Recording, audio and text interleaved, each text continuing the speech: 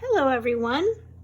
Today we learned about Chuck Close, and he makes very realistic paintings. And one tool that he uses is a grid. He takes a grid and he draws it over the pictures of the people that he paints, and that helps him to focus on little sections of the picture to make it look realistic. So we're going to be using a grid in our drawing today. Only instead of putting a grid over a picture, we are going to be putting objects onto our grid to draw.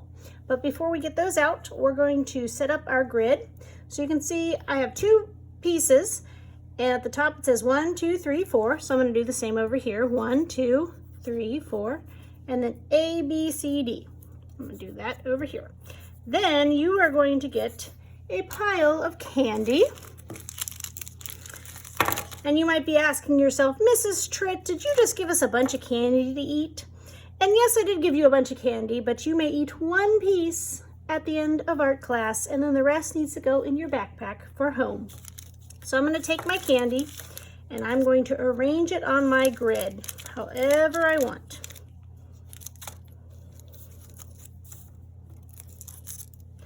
Then I'm going to try to draw what I see on this grid. So if I'm looking at this sucker here, I can see that the oval of the sucker is an A1. And you can see how much it almost takes up all of the square. So I'm going to draw a big oval that takes up almost all of my square. But you can see that my stem goes through B2, and it also goes through C2. So I want to make sure that my stem goes through 2 of these squares. There's the wrapper part, and then there is the stem. And I'm going to draw some of the wrapper details. I see some of the words here. It says Tootsie. And you don't have to write every single detail you see, but just at least get the big ones in. So then I'm going to move on to the Smarties here, and you can see it goes through A3 and also B2. So most of the rectangle is at A3 except for a little bit that goes into B2. And then the wrapper part hangs off of the grid up here. And from my angle, I can see a little bit of the logo. So I'm going to write that. And I know that some of these are in bubble letters, and those can be tricky to draw. So if you just want to do regular letters, that is okay.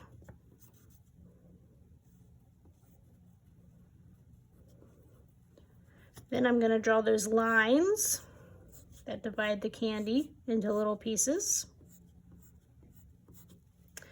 Then I'm going to move on to my Snickers, which looks like the main part of it is a square, and it all fits into A4. So mostly in the corner.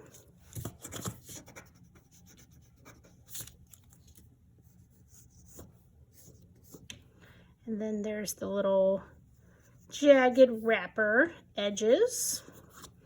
And there's a big C with some red lines around it. All right, now my little Hershey Kiss is in B3. Here's its wrapper. Moving on to my Twix, once again, it is a rounded rectangle. It's got a corner up in C1, it's in D1, and then it's in D2.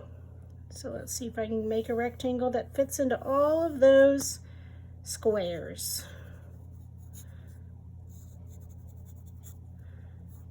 Really big. I'm gonna write Twix because I can see that pretty well.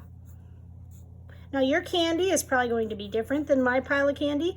I took this from Miss Priestman's treasure box, but I will have different candy for you guys. And last but not least, probably the trickiest one is this Sweet Tart wrapper. The shape is simple, but there's lots of words on it, and it goes diagonal through D3 and C4.